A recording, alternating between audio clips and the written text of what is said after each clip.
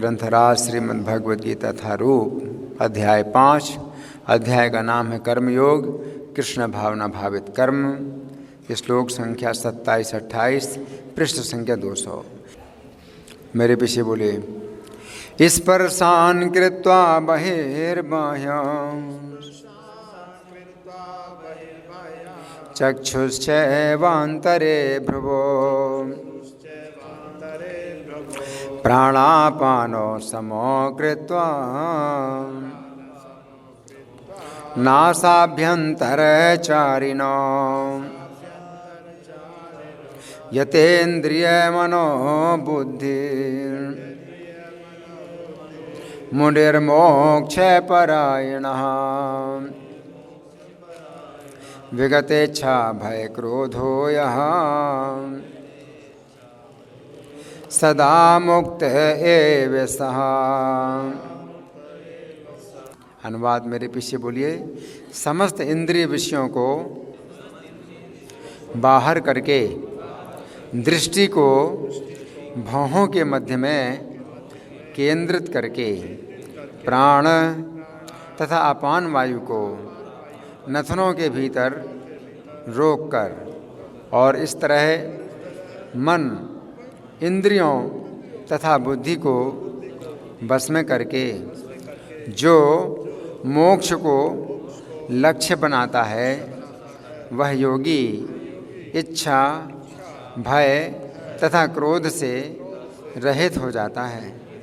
जो निरंतर इस अवस्था में रहता है वह अवश्य ही मुक्त है। भगवान कह रहे हैं स्पर्शान कृत्वा बहिर्बाह्यान, जो बाहर के विषय हैं उनको बाहर ही रख करके, जो स्पर्श बाहर के हैं उनको बाहर ही छोड़ करके उनको अंदर ना आने दिया जाए। और बाहर के स्पर्श क्या है? इंद्रियों के विषय बाहर से प्राप्त होते हैं, शब्द, स्पर्श, रूप, रस, गंध। तो जो बाहर के स्पर्श हैं तो उनको बाहर ही करके स्पर्शान कृत्वा बहिर्बाह्यान चक्षुश्चैवान्तरे भ्रुवो, और जो नेत्र हैं उनको भ्रुकुटी के बीच में करके, भौहों के बीच में करके, चक्षुश्चैवान्तरे भ्रुवो प्राणापानो समो कृत्वा, प्राण और अपान को समान करके, जो श्वास लेते हैं हम तो उसको जो है समान करके, प्राणापानो समो कृत्वा नासाभ्यंतरचारिणो, जो नासिका के अंदर चलते हैं। प्राण और अपान ये जो है दोनों जो वायु हैं ये नासिका के अंदर जो चलते हैं इनको समान करके। यतेन्द्रिय मनोबुद्धिर, जिसने इंद्रिया, मन और बुद्धि को जीत लिया है।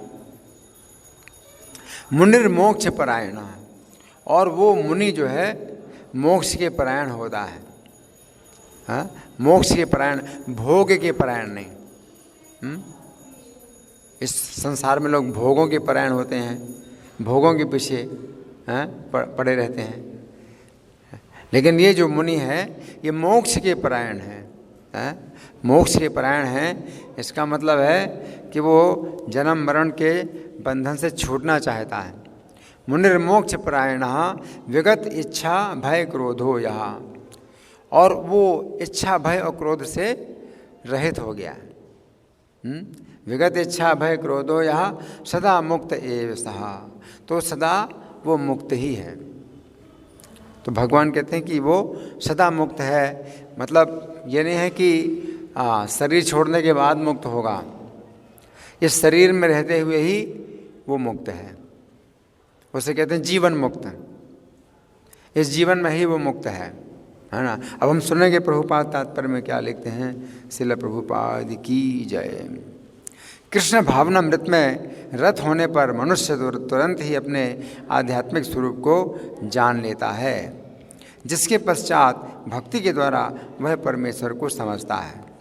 तो प्रभुपाद क्या समझा रहे हैं, कृष्ण भावनामृत में कोई व्यक्ति अगर रत हो जाए, है ना, तो रत का मतलब है कि जो लग जाता है, जुड़ जाता है। तो कृष्ण भावनामृत में जो व्यक्ति लग जाता है, जुड़ जाता है या आकर्षित हो जाता है, खिंच जाता है, तो जिसको खिंचाव हो गया कृष्ण भावनामृत में, तो तुरंत ही अपने आध्यात्मिक स्वरूप को जान लेता है। तो सबसे पहले अपने आध्यात्मिक स्वरूप को जानता है वो। यहाँ आध्यात्मिक स्वरूप का मतलब है कि मैं शरीर नहीं हूँ, मैं आत्मा हूँ। तो ये सबसे पहला कदम है। कृष्ण भावनामृत में जो व्यक्ति लगा है, तो सबसे पहले उसकी जो उपलब्धि है वो ये होती है कि वो अपने को शरीर से अलग समझ लेता है। शरीर से अलग समझना ये बड़ी महत्वपूर्ण बात है कि मैं शरीर नहीं हूँ, शरीर से अलग हूँ। क्योंकि शरीर और आत्मा में इस प्रकार से व्यक्ति भ्रमित हैं कि कोई नहीं समझ पाता है। और आज की शिक्षा भी नहीं बताती कुछ भी। आज की शिक्षा क्या बताती है, आत्मा कुछ नहीं, हम शरीर ही हैं, और शरीर के साथ हम पैदा होते हैं, शरीर के साथ हम मर जाते हैं। आज की जो शिक्षा है ये मनुष्यों को पशु बना रही। शिक्षा में इतनी उन्नति हो रही है, लेकिन जो मनुष्य जीवन की असली शिक्षा है वो तो है ही नहीं। मनुष्य के जीवन की जो असली शिक्षा है वो अपने को समझना है, हम ये शरीर नहीं है, और शरीर बदल रहा है, मैं नहीं बदल रहा हूँ। शरीर के नष्ट होने पर मैं नष्ट नहीं होता हूँ, मुझे शरीर बार बार मिलता है और मुझे शरीर के कारण कष्ट भोगने पड़ते हैं। तो जन्म और मरण का जो कष्ट है वो मुझे भोगना पड़ता है, लेकिन जन्म मरण मेरा नहीं होता है। जन्म और मरण तो शरीर का होता है, लेकिन मुझे जन्म मरण का कष्ट मिल रहा है। तो ये समझना सबसे पहला कदम है। कृष्ण भावनामृत में कोई व्यक्ति अगर लग जाए तो सबसे पहले इसको वो समझ पाता है ना। तो आध्यात्मिक स्वरूप को जान लेता है, जिसके पश्चात भक्ति के द्वारा वो परमेश्वर को समझता है। उसके बाद परमेश्वर। अगर आप अपने को नहीं समझ पाते कि हम शरीर से अलग हैं और शरीर का ही जन्म मरण होता है, मेरा जन्म मरण नहीं होता है, तो परमेश्वर को समझने की कोई बात ही नहीं है। परमेश्वर को समझने का कोई प्रश्न ही नहीं उठता। अगर मान लीजिए आपने परमेश्वर को समझ लिया कि परमेश्वर हैं और सब के नियंता हैं और इस सृष्टि को बनाने वाले हैं, आपने सब समझ लिया, लेकिन अपने को आप क्या समझ रहे हैं कि शरीर के साथ ही मैं समाप्त हो जाऊंगा, तो फिर परमेश्वर को समझने का फिर क्या अर्थ है? परमेश्वर के साथ फिर आप के संबंध का कोई अर्थ ही नहीं होता। अगर आप समझते हैं कि शरीर के साथ ही मैं समाप्त हो जाऊंगा, तो अगर आपने परमेश्वर को समझा भी है तो इस जीवन काल में ही परमेश्वर के साथ आपका संबंध है और बाद में आप तो समाप्त हो जाएंगे। फिर परमेश्वर का क्या महत्व रहा? तो परमेश्वर का महत्व तब हम समझ पाते हैं जब हम पहले अपना महत्व समझें कि हम शरीर नहीं हैं।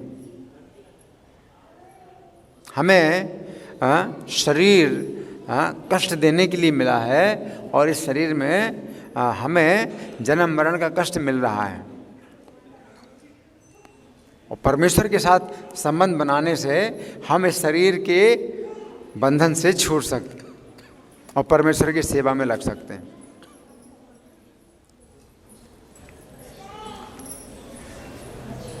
तो जैसे परमेश्वर अविनाशी हैं, अजन्मा है, उसी प्रकार से मैं भी अविनाशी हूँ, अजन्मा हूँ।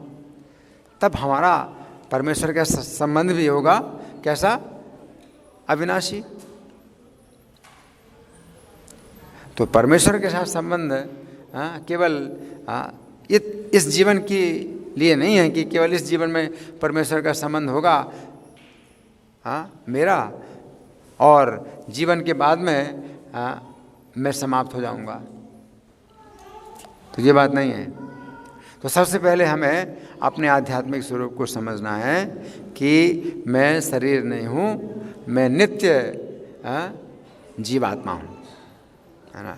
तो इसलिए प्रभुपाद कहते हैं कि सबसे पहले जो है व्यक्ति कृष्ण भावनामृत में रत होता है तो तुरंत, प्रभुपाद कहते हैं तुरंत अपने आध्यात्मिक स्वरूप को जान लेता है, तुरंत ही जानना है।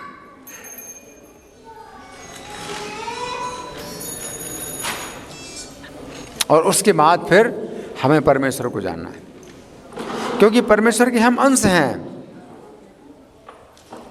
हम परमेश्वर के एक नमूने हैं। तो परमेश्वर को जानने के लिए सबसे पहले आप जो है नमूना आप जानते हैं कि नमूना कैसा है, तो फिर आप समझें कि हाँ भाई परमेश्वर ऐसा है। परमेश्वर का नमूना जैसे कि चावल का गोदाम है, उसमें हजारों कुंटल चावल रखा है? तो आपके पास जो है कुछ वानगी आती है चावल की, उसको क्या बोलते हैं आप लोग? नमूना या वानगी। थोड़े से चावल के जो टुकड़े आते हैं तो आपके हाथ में रखे जाते हैं, आप देखते हैं भाई ये हाँ ऐसा चावल है, तो पूरा चावल ऐसा ही है। तो थोड़ी सी मात्रा चावल की आप ले करके आप समझ सकते हैं कि हाँ वो चावल की मात्रा बहुत ज़्यादा है, लेकिन गुण ऐसा ही है। तो गुण तो आप समझ सकते हैं। तो परमेश्वर के गुण आप समझ सकते हैं अपने को समझ करके कि हमारे अंदर क्या गुण हैं। तो हम परमेश्वर के नमूने हैं, हम परमेश्वर के अंश हैं। तो जैसे हम नष्ट नहीं होते, हम पैदा नहीं होते, उसी प्रकार से परमेश्वर भी कभी नष्ट नहीं होते, पैदा नहीं होते हैं, और उनके गुण हमसे बहुत गुना है।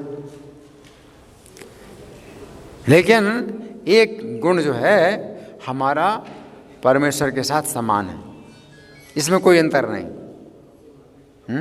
वो क्या है? ना जन्म और मरण हमारा होता है और ना परमेश्वर का जन्म मरण होता है। तो ये जो है मतलब सबसे पहला एक सैंपल है, नमूना है, जो कि हमें मालूम होना चाहिए, है ना। तो प्रभुपाद बताते हैं कि सबसे पहले हम अपने आध्यात्मिक स्वरूप को जानें, उसके बाद भक्ति के द्वारा परमेश्वर को समझेंगे। फिर हमें फिर भक्ति करना है। परमेश्वर को समझने के लिए हमें भक्ति करना है, तब हम उनके नाम, उनके गुण, उनके रूप, उनकी लीलाओं को समझ पाएंगे। आगे प्रभुपाद लिखते हैं, जब मनुष्य भक्ति करता है तो वो दिव्य स्थिति को प्राप्त होता है और अपने कर्म क्षेत्र में भगवान की उपस्थिति का अनुभव करने योग्य हो जाता है। तो भक्ति के द्वारा हमारी स्थिति दिव्य हो जाती है, भक्ति के द्वारा हमारी चेतना शुद्ध होती है और तब हम भगवान की उपस्थिति का अनुभव करने लगते हैं। हमारी चेतना शुद्ध होती है। तो भक्ति शुरू होती है कैसे? हरे कृष्ण मंत्र के जप के साथ। हरे कृष्ण मंत्र का आप जाप करते हैं तो आपकी चेतना शुद्ध होती है, दिव्य स्थिति प्राप्त होती है। हमारी स्थिति दिव्य होती है तो हम भगवान की उपस्थिति का अनुभव करने लगते हैं। हमें समझ में आता है भगवान की कृपा की घटनाएं हमारे साथ होने लगती हैं और हमें भगवान की उपस्थिति का अनुभव होने लगता है ना। तो ऐसी बहुत सी घटनाएं होती हैं, हमारे साथ होती हैं बहुत सी घटनाएं, जो कि ऐसे योग बनते हैं कि कोई नहीं बना सकता, और पहले से हमें कुछ पता नहीं होता कैसे योग बनते हैं। तो इससे पता चलता है कि भगवान हमारे साथ हैं। तो भगवान की उपस्थिति का अनुभव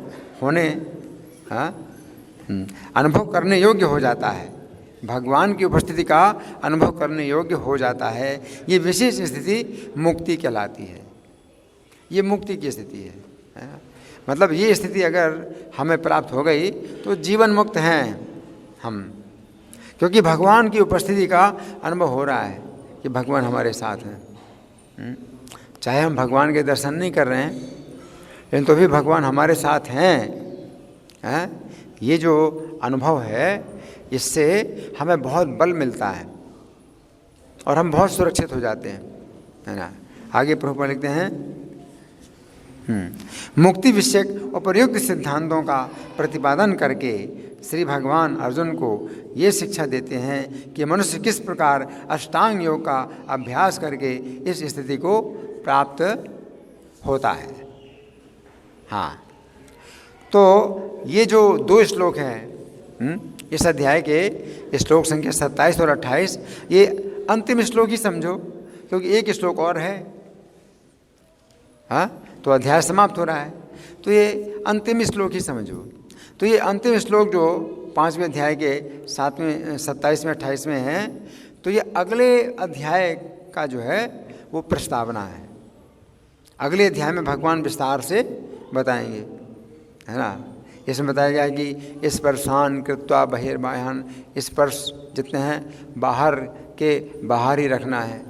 तो इसको भगवान अगले अध्याय में समझाते हैं कि पवित्र स्थान में आपको जाना है और वहाँ अपना स्थिर आसन जमाना है, और सिर और गर्दन और शरीर को समान रखना है, और ब्रह्मचर्य का पालन करना है। तो ये सब जो बातें हैं भगवान विस्तार से बताएंगे अगले अध्याय में। तो यहाँ 2 श्लोकों में भगवान ने संक्षेप में वही जो ध्यान की विधि है वो बताई है।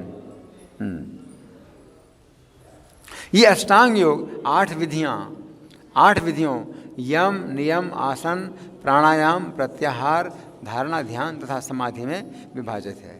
ये अष्टांग योग का मतलब क्या है? 8 अंग हैं, और 8 अंगों में हम एक के बाद दूसरे की तरफ जाते हैं। जो 8 अंग हैं योग के, तो सबसे पहले यम का आप अभ्यास करिए, फिर नियम का अभ्यास करिए, यम नियम, फिर आसन का अभ्यास करिए, फिर प्राणायाम का अभ्यास करिए। इस तरह से समाधि तक पहुंचना है। अंत में जो है समाधि तक पहुंचना है। आगे 6ठे अध्याय में योग के विषय में विस्तृत व्याख्या की गई है। हाँ, तो 6वां अध्याय क्या है कि पूरा अध्याय इसी प्रकार का अष्टांग योग का वर्णन करता है। योग आगे 5वें अध्याय के अंत में तो इसका प्रारंभिक विवेचन ही दिया गया है। योग में प्रत्याहार विधि से शब्द, स्पर्श, रूप, स्वाद तथा गंध का निराकरण करना होता है। ये प्रत्याहार है जो सबसे पहले भगवान बता रहे हैं। स्पर्शान कृत्वा बहिर्बाह्यान, कि जो विषय हैं, इंद्रियों के विषय हैं, उनको बाहर के हैं इसलिए बाहर ही रखना है, इनको अंदर नहीं आने देना है। इसी को कहते हैं प्रत्याहार। प्रत्याहार का मतलब क्या है? प्रति आहार। प्रति का मतलब उल्टा, आहार माने भोजन। तो उल्टा भोजन का मतलब क्या है कि आप जो विषय जो अपने अंदर आने देते हैं उनको आप मत आने दीजिए, तो प्रति आहार हो गया। लोग विषयों को भोगना चाहते हैं, है ना, तो ये आहार है कि लोग जो है विषयों को भोगना चाहते हैं, चाहे वो स्वाद का विषय हो, रूप आँखों से है तो हाँ उसको अंदर लेते हैं, रूप, शब्द जो बाहर का शब्द है वो सुनते हैं। तो 5 इंद्रियों के द्वारा 5 प्रकार के विषयों को वो लेते हैं, तो ये आहार है। और प्रति आहार का मतलब क्या है कि उसको नहीं लेना, उल्टा, है ना। तो प्रत्याहार है ये। स्पर्श, बाहर के स्पर्शों को बाहर ही छोड़ करके प्रत्याहार। और तब दृष्टि को दोनों भवों के बीच लाकर अधखुली पलकों से उसे नासाग्र पर केंद्रित करना होता है। और फिर आंखें क्या करना है, नासिका के आगे, संप्रेक्ष नासिकाग्रम स्वम, नासिका के अग्रभाग पर केंद्रित करना है।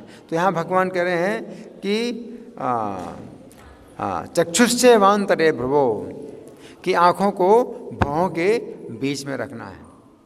तो आँखों को भौहों के बीच में रखने का मतलब है नासिका के अग्रभाग में देखना है।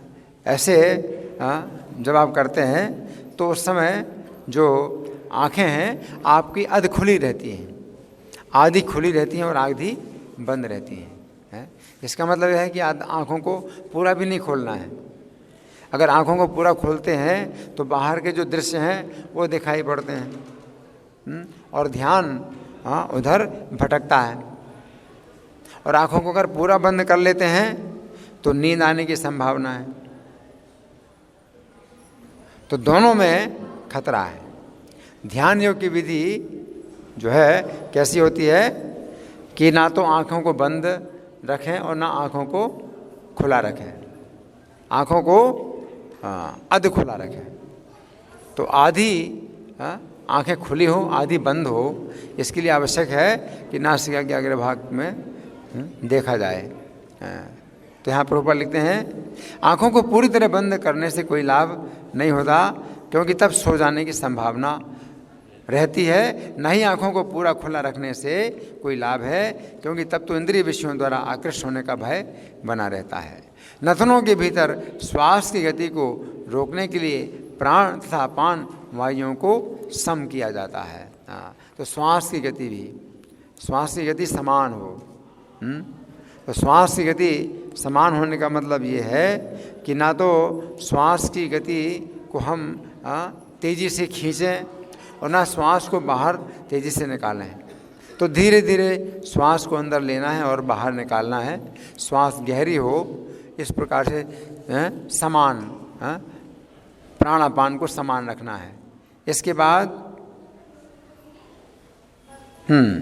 ऐसे योगाभ्यास से मनुष्य अपनी इंद्रियों के ऊपर नियंत्रण प्राप्त करता है। तो फिर भगवान क्या कहते हैं, यतेन्द्रिय मनोबुद्धिर, इंद्रिया मन और बुद्धि को वो जीत लेता है। तो पहले इंद्रियों को वश में करना, फिर मन को, फिर बुद्धि को वश में करना, तो वो जीतता है। इंद्रियों को, मन को और बुद्धि को जीतता है। तो तीसरे अध्याय में भी भगवान ने बताया है कि काम शत्रु जो है ये हमारे 3 स्थानों में है, इंद्रियों में, मन में और बुद्धि में। इंद्रियाणि मनोबुद्धि अस्याधिष्ठानम् उच्यते।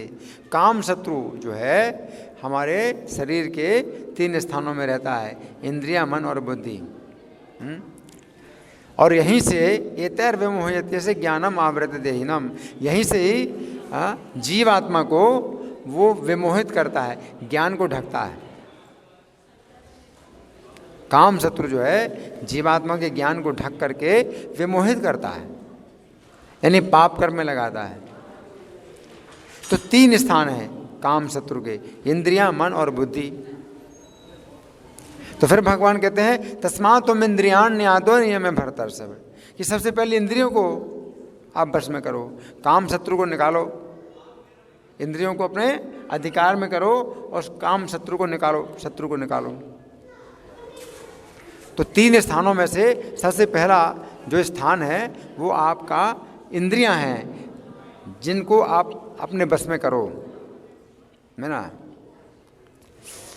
पाप मानम प्रजयनम ज्ञान विज्ञान नाशनम, और इस काम शत्रु को जीतो। और उसके बाद फिर मन पर अधिकार करो, फिर बुद्धि पर अधिकार करो। तो इंद्रियां, मन और बुद्धि तीनों को जो है जीतना है।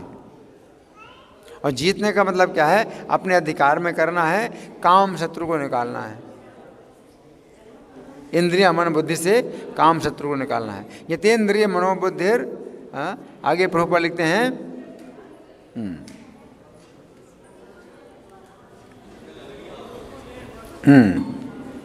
इंद्रियों के ऊपर नियंत्रण प्राप्त करता है, बाह्य इंद्रिय विषयों से दूर रहता है और अपनी मुक्ति की तैयारी करता है। इस योग विधि से मनुष्य समस्त प्रकार के भय तथा क्रोध से रहित हो जाता है।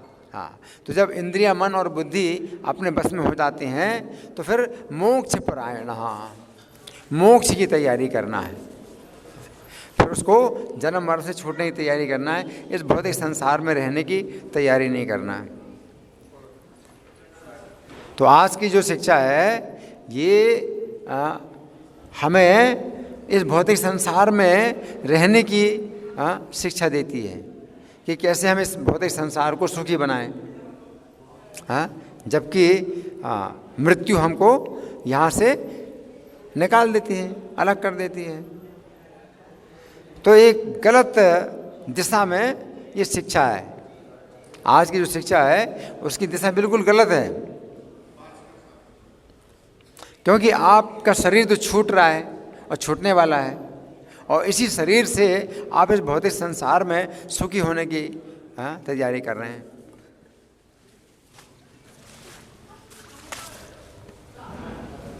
तो ये बहुत मूर्खता है, ये बहुत बड़ी मूर्खता है।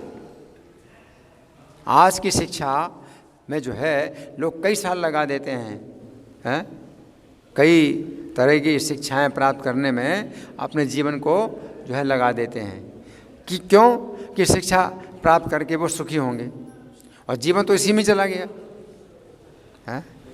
और फिर जो है वृद्धावस्था आ जाती है, फिर मृत्यु आ जाती है, उस शिक्षा का कुछ फायदा ही नहीं, गलत शिक्षा है ना। तो भगवान क्या कहते हैं कि जब व्यक्ति इंद्रियां, मन और बुद्धि को जीत लेता है तो फिर मोक्ष के प्रयाण होता है कि इस भौतिक संसार से उसको छूटना है, जन्म मरण से छूटना है, ऐसा जीवन प्राप्त करना है जहां जन्म और मरण ना हो। तो ये शिक्षा है, भगवद गीता की शिक्षा ये है कि आप इस जन्म मरण के बंधन से छूटिए और आप एक ऐसा जीवन प्राप्त करिए जिसमें जन्म और मरण बिल्कुल ना हो। और आज की शिक्षा इस विषय में कोई सूचना नहीं देती। आज की शिक्षा में इस विषय में कोई सूचना ही नहीं है। वो तो कहते हैं कि हमारा जन्म हुआ है, जबकि जन्म हमारा होता ही नहीं है, और हमारा मरण हो जाएगा, समाप्त हो जाएगा, हम समाप्त हो जाएंगे। तो आज की शिक्षा तो यही कहती है कि मृत्यु नेचुरल है, स्वाभाविक है, जबकि मृत्यु है नहीं जीवात्मा की। ये शरीर जो छूट रहा है ये भी एक बीमारी है।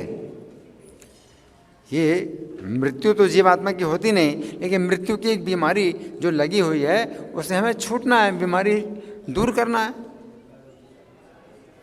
जन्म होता नहीं है हमारा, हमें जन्म की बीमारी लगी हुई है, हमें जन्म और मृत्यु की बीमारी को जो है दूर करना है ना। तो यहाँ प्रभुपाद लिखते हैं कि मुक्ति की तैयारी करता है, मुक्ति की तैयारी करता है। इस योग विधि से मनुष्य समस्त प्रकार के भय तथा क्रोध से रहित हो जाता है। हाँ, तो भय और क्रोध है, इच्छा, भय और क्रोध है, ये तीन चीज़ें हैं जो भौतिक संसार में जब व्यक्ति इच्छा करता है, इच्छा करता है, और जब उसकी इच्छा में बाधा आती है तो या तो उसको भय पैदा होता है, जिस व्यक्ति ने बाधा डाली है उसकी इच्छाओं में, तो उसको भय पैदा होता है उससे कि ये अगर मुझसे ज़्यादा सशक्त है तो उसको डर लगता है, और अगर अपने से कमज़ोर है तो क्रोध आता है। इच्छा के साथ भय और क्रोध जुड़े हुए हैं। अगर आपके अंदर इच्छा है कुछ और इच्छा में फिर बाधा पड़ती ही है, तो या तो आपको भय पैदा होगा कि भाई ये व्यक्ति मुझसे ज़्यादा प्रबल है, तो आप भयभीत होते हैं, और अगर आप देखते हैं कि ये आपसे कमज़ोर है तो आपको क्रोध आता है। तो भय और क्रोध है इच्छा के साथ में जुड़े हुए हैं। लेकिन जब उसके अंदर भौतिक इच्छाएं नहीं हैं तो भय और क्रोध से भी मुक्त हो जाता है। विगत इच्छा भय क्रोध हो, यहाँ इच्छा भय और क्रोध से वो मुक्त हो जाता है ना। तो आगे प्रभुपाद लिखते हैं, और परमात्मा की उपस्थिति का अनुभव करने लगता है, परमात्मा की उपस्थिति का अनुभव करता है। दूसरे शब्दों में कृष्ण भावनामृत योग के सिद्धांतों को संपन्न करने की सरलतम विधि है। अगले अध्याय में इसकी विस्तार से व्याख्या होगी, किंतु कृष्ण भावना भावित व्यक्ति सदैव भक्ति में लीन रहता है, जिससे उसकी इंद्रियों के अन्यत्र प्रवृत्त होने का भय नहीं रह जाता। अष्टांग योग की अपेक्षा इंद्रियों को वश में करने की यह अधिक उत्तम विधि है। तो प्रभुपाद क्या बता रहे हैं कि अष्टांग योग के द्वारा आप इंद्रियों को अगर वश में करते हैं तो ये बहुत कठिन विधि है, लेकिन भक्ति योग के द्वारा ये विधि बड़ी सरल हो जाती है। भक्ति योग के द्वारा आप विषयों का त्याग नहीं करते। अष्टांग योग की विधि में आप विषयों का त्याग करते हैं, विषयों का त्याग करते हैं। मतलब जैसे स्पर्श है तो अच्छा स्पर्श है तो वो त्याग करता है कि कोई स्पर्श मुझे नहीं चाहिए। शब्द जो मधुर शब्द हैं वो सुनना नहीं चाहता। शब्द स्पर्श रूप सुंदर रूप वो नहीं देखना चाहता। रस स्वादिष्ट भोजन वो नहीं खाना चाहता। गंध सुगंध नहीं सूंघना चाहता। ये भक्ति में क्या है, ये सब चीज़ें हम लेते हैं। जैसे स्पर्श तद्भृत गात्र स्पर्शेंग संगमम, भक्तों के शरीर का स्पर्श करना, अंग संगम, तो भक्तों के शरीर का स्पर्श, उनके चरणों की धूल का स्पर्श, तो ये जो है स्पर्श ये दिव्य स्पर्श है। तो स्पर्श लेता है, भक्ति में हम स्पर्श प्राप्त करते हैं। स्पर्श शब्द हम शब्द सुनते हैं। जैसे अभी हम सुन रहे हैं तो भगवद गीता का प्रवचन सुन रहे हैं तो शब्द सुन रहे हैं। तो भक्ति में हम दिव्य शब्द ध्वनि को सुनते हैं। हरे कृष्ण मंत्र का जैसे कीर्तन है तो उसको भी हम सुनते हैं अपने कानों से। तो ये जो है शब्द है, तो हमेशा सुनते रहो, हमेशा सुनते रहो शब्द। इसका जो है कुछ सीमा नहीं है कि आपको इतना सुनना है। आप 24 घंटे सुने तो उतना ही आप शुद्ध होते हैं।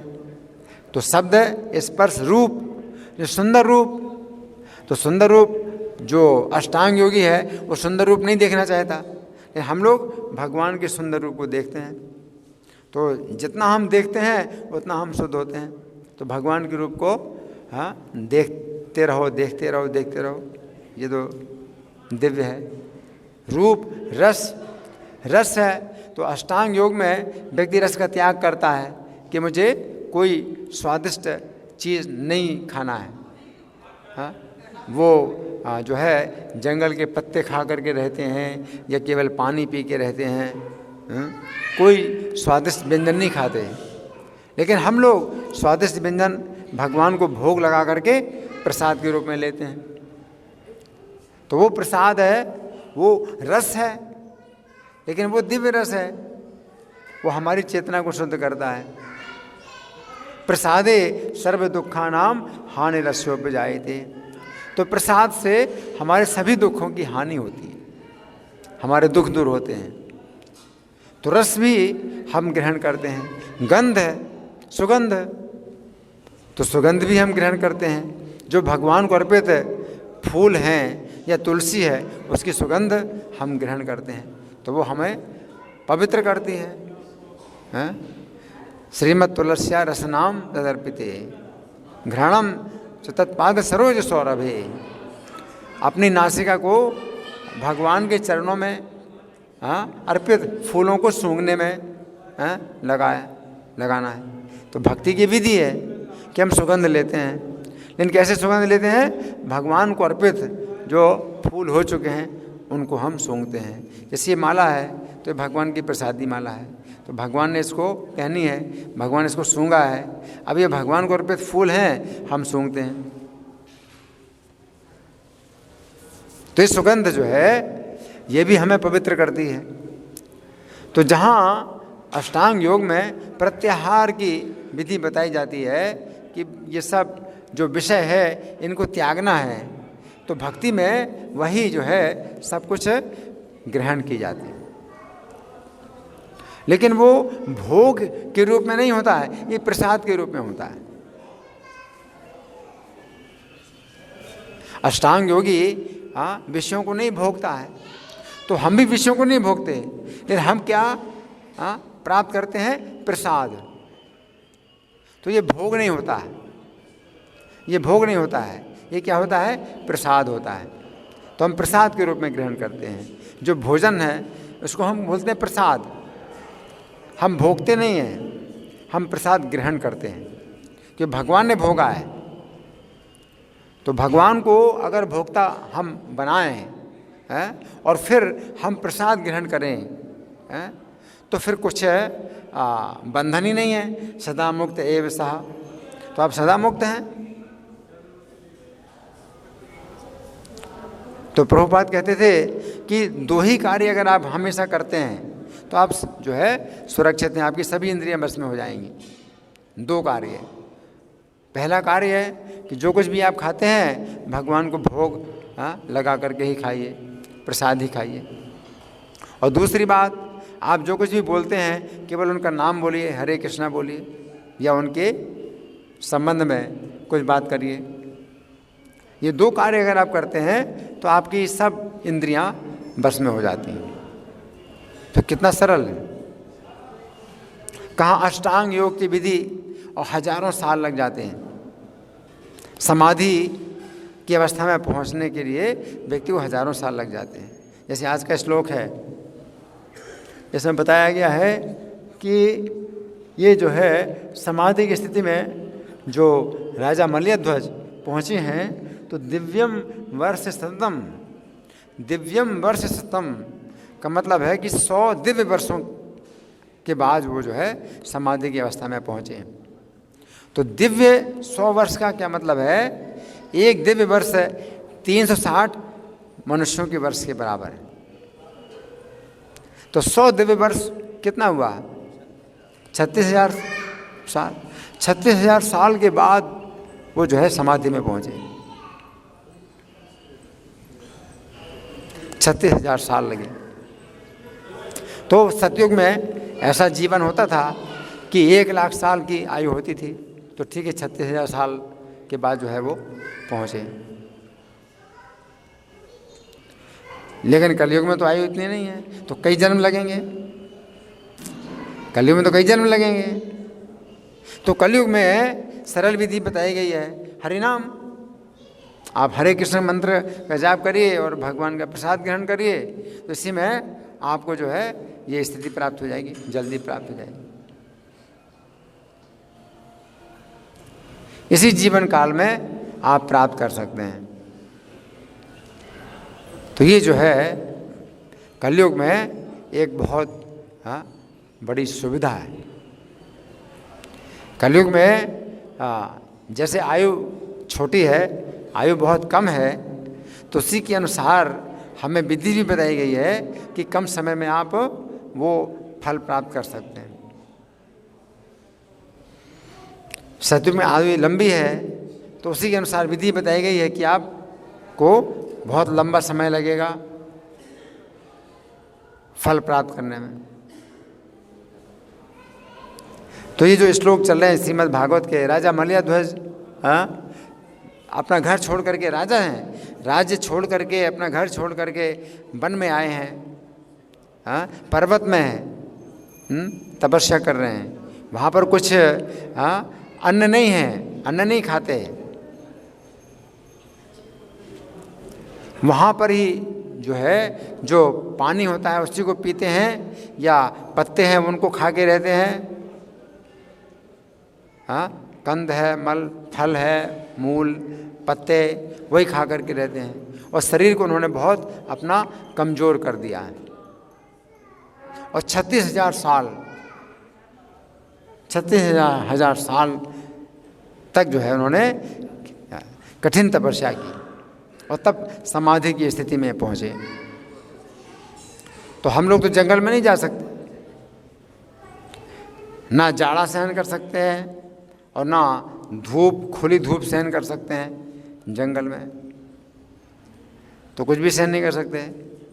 और भोजन, अन्न का त्याग करके केवल पत्ता या फूल, फल में भी हम जीवित नहीं रह सकते। अन्न के बिना हमारा शरीर जीवित नहीं रहता। अन्न की आवश्यकता है, तो कलयुग में संभव नहीं है। तो कलयुग में बहुत सरल विधि है। इसलिए प्रभुपाद इन श्लोकों के तात्पर्य में भी भक्ति की चर्चा कर रहे हैं। तो ये तात्पर्य व्यवहारिक है, प्रभुपाद के जो तात्पर्य व्यवहारिक है। लेकिन जो दूसरी व्याख्याकार हैं, गीता के व्याख्याकार हैं, इन श्लोकों की व्याख्या वो उसी प्रकार से करेंगे। तो भगवान ये जो बातें बता रहे हैं इसलिए नहीं बता रहे हैं कि हम इनका पालन करें, इसलिए नहीं बता रहे हैं। भगवान तो ये बताना चाहते हैं कि ये विधि आप समझें कि कितनी कठिन है, और आगे चल कर के भगवान जब बताते हैं कि माँ में कम शरणम ब्रज, मेरी शरण में आओ, तो वो जो है व्यवहारिक है कि हम कृष्ण की शरण में जाएं। तो इसलिए प्रभुपाद भगवद गीता की प्रत्येक व्याख्या में भक्ति को महत्व देते हैं।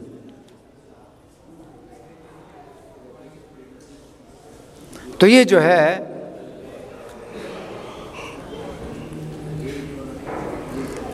ये भगवद गीता का लक्ष्य है।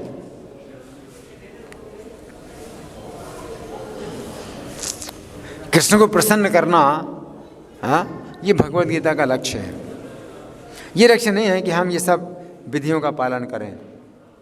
इन विधियों का पालन करने में भी अगर हम आगे चल करके कृष्ण को प्रसन्न कर पाए तो फिर कुछ है फायदा हुआ, नहीं तो कोई फायदा नहीं हुआ।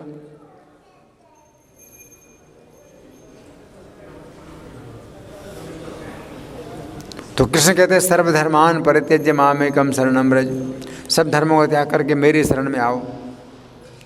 तो ये जो है सरलतम विधि है,